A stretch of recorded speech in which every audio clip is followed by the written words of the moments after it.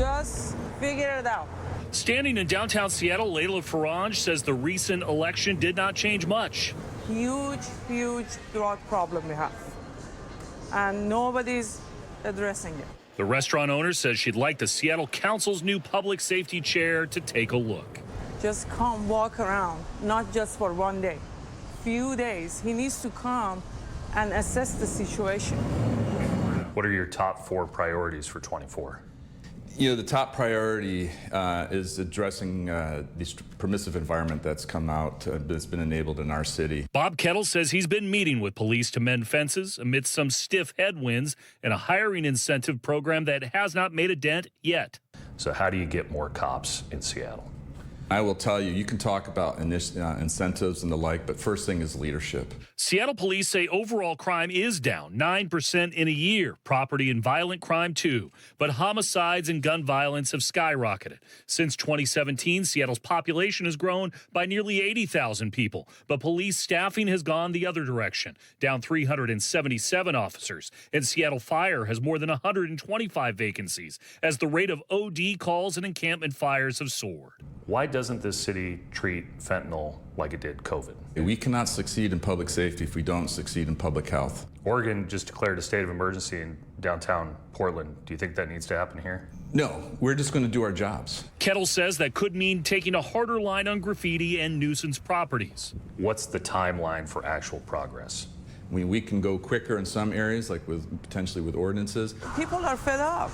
They're tired. Layla says occasional police foot patrols have made a difference downtown and could continue to if resources allow, which is now in the hands of new leaders like Kettle on a clock. This is not out of hand yet, but if they don't fix it, it's going to get out of hand. Chris Daniels, KOMO News. Bob, you've settled in Yes, your sir. first public safety committee meeting tomorrow. What can we expect? Well, I think we can expect a new approach. We have a new council, a new committee, and like I said, we have a new approach to public safety, and that's going to be what we'll see tomorrow. What are your top 4 priorities for 24? You know, the top priority is addressing this permissive environment that's come out, that's been enabled in our city, and we actually have 6 pillars in our strategic framework to work to permissive environment. So that is going to be the basis of our 2024 work plan. How about 3 others? Well, I'd say the 3 primary mission areas for the committee are crime and security, fire rescue and alternative response, and emergency preparedness. Those are our 3 primary mission areas. And secondarily, we also have traffic and pedestrian safety and park safety, and also youth and young adult violence. I know that you're going to be looking through data tomorrow because the presentation's already online. It looks like Seattle police are saying that they are still 377 officers short from the 2017 number. You know as well as I do, there have been incentives that have been put out to try and bring in more officers here, but it doesn't look like it's making a dent. So how do you get more cops in Seattle? Well, the first pillar in our strategic framework to deal with the permissive environment is SPD staffing. And I will tell you, you can talk about incentives and the like, but first thing is leadership. 2 weeks ago, Councilmember Joy Hollingsworth and I went to the East Precinct. We went to a roll call. We spoke to the men and women of the police department. Councilmember Sack has done the same thing with the Southwest Precinct. We're going to do that in other precincts as well. So first and foremost is that new leadership piece. That is so important. And that goes to the new approach of the committee. And then we'll be working through those elements that are impacting SPD staffing, working with the executive, working with their efforts on that front, working with Chief Diaz and his team to really make a difference on SPD staffing. Have you looked at other cities yet to see how they're making a dent in those numbers? Because this is a problem that is happening across the country. I've not really looked at other cities, but a lot of times the other cities have kind of had the same approach. And so we're going to embark on a different approach with public safety, and specifically as it relates to permissive environment, to work the SPD staffing challenge that we have. And I recognize it's a challenge, but we will tackle it. It's that combination of pieces that go into it. And again, it starts with leadership. So a lot of the issues, as you know, and you ran on this, are related to fentanyl. The numbers are continue to be staggering. I've heard the question raised in the social services sector and also with the care team. Why doesn't this city treat fentanyl like it did COVID? We need an all-hands-on-deck effort. As I said during the campaign, and I'll say it again today, we cannot succeed in public safety if we don't succeed in public health. And when I talk about, dealing with the permissive environment, public health is one of those pillars. And we really need to work and build up the care department, the sister pieces that are in fire and police, but also the broader human services department elements that go into addressing our public health challenges.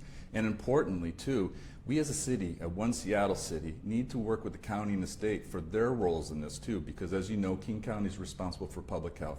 The state's responsible for mental health. Imagine if we were number 2 in mental health spending the way our dogs are in college football. What would that translate in terms of capacity on the public health side, which in turn would help our public safety posture?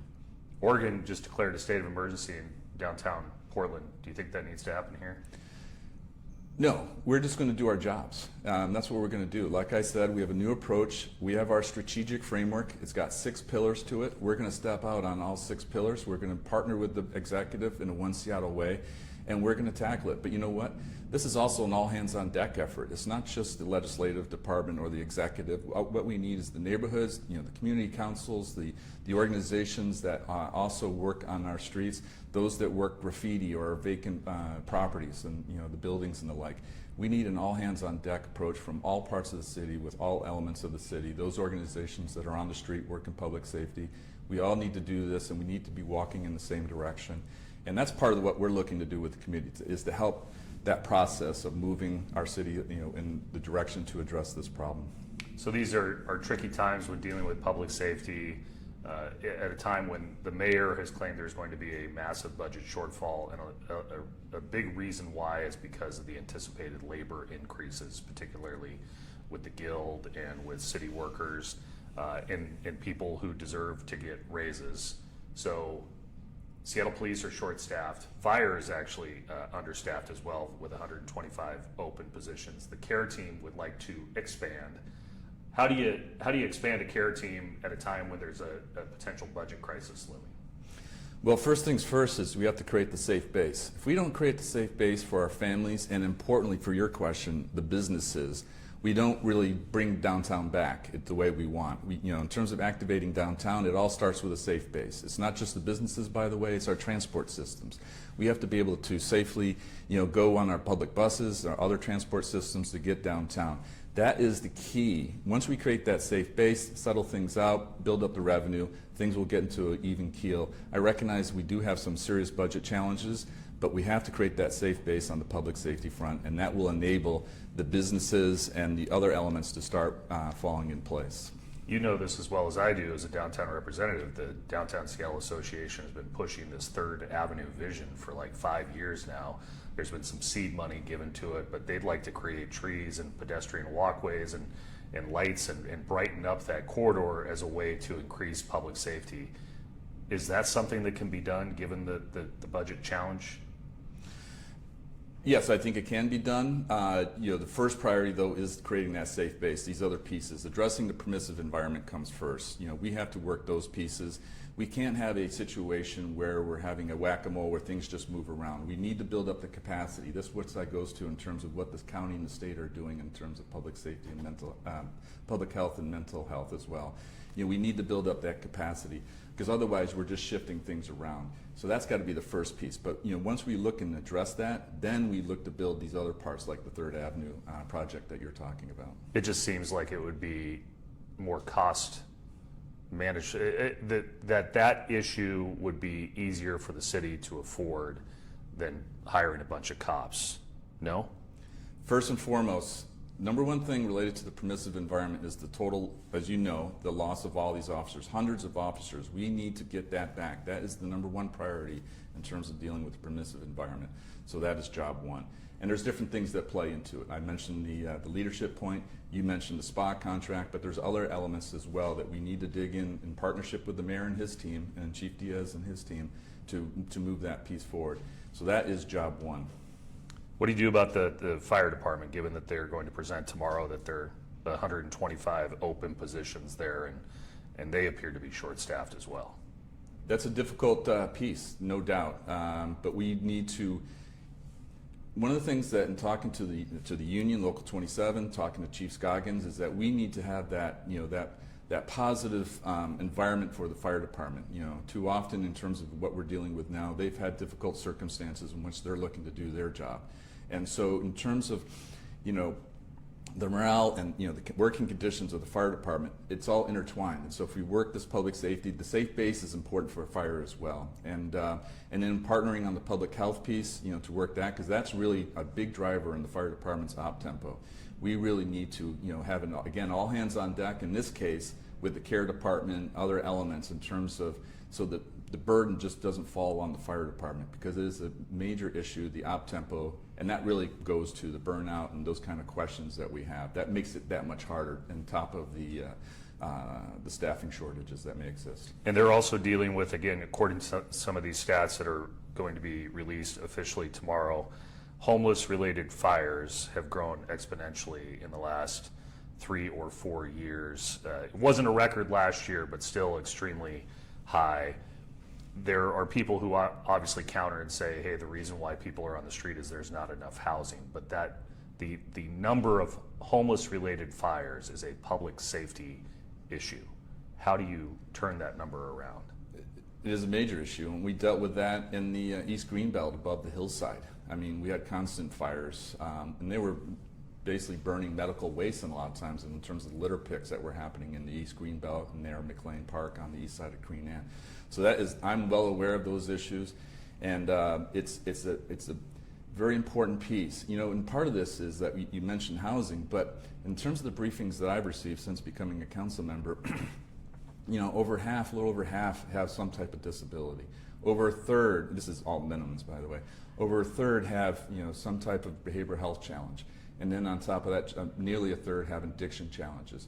We have to have a co-response in the sense of we have to be tackling these behavioral health challenges, the behavioral health and the addiction challenges, in addition to working the housing piece. And if we do that, and then building on the lessons learned, like what we see with the Salmon Bay project, in Interbay, if we can build on that, I think we can make progress. But then again, it always comes down to capacity, and this is where we have to have partnership in the city, but also with the county and the state. From where you sit, when you look at these fires, what has transpired, Dearborn was obviously a massive issue, and that relates to 12th and Jackson. 45th and 50th, that off-ramp is now a major issue with the amount of encampments and crime associated there. How much of this issue is on the shoulders of Governor Jay Inslee and the Washington State Legislature? You know, I mentioned 6 pillars for dealing with the permissive environment. Number 6 is, again, working with the county and the state. We need to have them partnering up. I understand the governor's putting money in terms of dealing with, you know, graffiti abatement and also working encampments, but we need you talk about, you know, the response to the pandemic. We need a similar response, as you said, from all the different players, stepping up that one extra step. You know, we need to do it as a city, the county needs to do it, and like you mentioned, the state needs to do it as well. So there are 4 trouble spots that I think have continued to be trouble spots even after you were elected. 12th and Jackson, 3rd and Pine, Soto, and 45th/50th off-ramp. Of those 4 trouble spots, is there a bright idea for how they can get cleaned up and long-term mitigation for the interest of public safety? You know, this is that combination. You know, the first thing we should note is that these encampments aren't inhumane for the people that live there. You know, it may start off, you know, as a way to, you know, find shelter outside, but they quickly get run over by the criminal set, the drug dealers and the like, and they become, you know, inhumane to those that are living there, those that are, you know, that most, you know, suffer from these acute challenges. And so that is the first thing that we always have to think of. You know, I talked about often that we need to lead with compassion and wisdom. The compassion starts with the empathy piece. But we also have to have the wisdom, to your question, that we need to tackle these pieces. We need to work with the partners in terms of, this is why I like the Salmon Bay project, because it has a perimeter to it. It has a 24-hour guard. It has on-site counseling. It has means in terms of rules in the public spaces. We have to bring these kinds of answers as opposed to what we've been seeing in all those 4 locations that you mentioned. And so we need to work with, like, the Unified Care team, get them to some type of shelter, depending on circumstances. Every individual has got an individual case, but move that forward and then seek to restrict the ability for it to fall back into becoming an encampment again. And that's very important for these areas that present other issues, maybe traffic safety or the like, or too close to a school, and that's issues with the school or maybe a park. Those are the things that we need to do. We need to learn from the lessons, because what homeless crisis was announced by Mayor Murray, nearly 8 years ago. We need to look at doing things differently, and in terms of our view, in terms of the Public Safety Committee, the first thing is creating that safe base, and to do that we have to tackle the permissive environment that's being created in our city. So the Soto area, those problems that were cleaned up last year with Major League Baseball All-Star Game and the Winter Classic are now back again. The businesses are complaining about break-ins and fires again. What is the long-term mitigation strategy there? Well, like I said, 6 pillars. First is SPD staffing. Second is ordinances, nuisance property ordinance. There's a number of ordinances. We need to have a top-to-bottom review on those in terms of what can we do to enable and help the city attorney do her job in terms of affecting our public safety posture. Number 3, vacant building lots, working with SDCI. We got partners on our council that will be helping on this. Graffiti, pillar 4. Again, pillar 5 is public health. And then 6 is, again, working with the county and the state as a One Seattle team. And if we do all those together, and again, all hands on deck, we need to emphasize the graffiti. We need to deal with these vacant buildings and the like. We need to have all tools in the toolbox as it relates to the city attorney's office. And then again, number 1, though, is working the SPD staffing. If we get the SPD staffing turned around and moving forward, that's going to pay dividends in so many ways across all fronts. All right, so we'll end with this now that you've had about a month and a half almost to settle in. What's the big bright idea for changing the trajectory of the city? Well, the bright idea is acknowledging what is that common thread across everything. We as a city have created this permissive environment. That allows all these things to happen, and that gives strength to the criminal set, to the random acts of violence, the lawlessness piece. And so it's kind of having an idea and a framework so we can focus our attention and focus our efforts in terms of moving ahead and actually making a difference to create a safe base for our city. Okay, I'll ask you one more. I lied. You've been here a month and a half. You talked about this on the campaign trail. We just talked about it again. What's the timeline for actual progress? It's a multi-layered timeline, and part of this is like from our end on the legislative side, we have committee work and then full council work. So there's a timeline that goes to that. But you know what? We're not limited to that. We can go quicker in some areas, like potentially with ordinances. But number 1, though, is that's change in leadership, change in approach, change in mindset, changing a different atmosphere for how we're looking to address this. And again, we've started that with Councilmember Hollingsworth and I going to the East Precinct.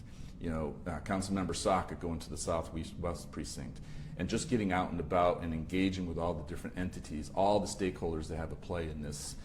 We've been engaging, and that leadership piece allows a quicker response and a quicker turnaround in terms of tackling the permissive environment that underlies all of our public safety challenges.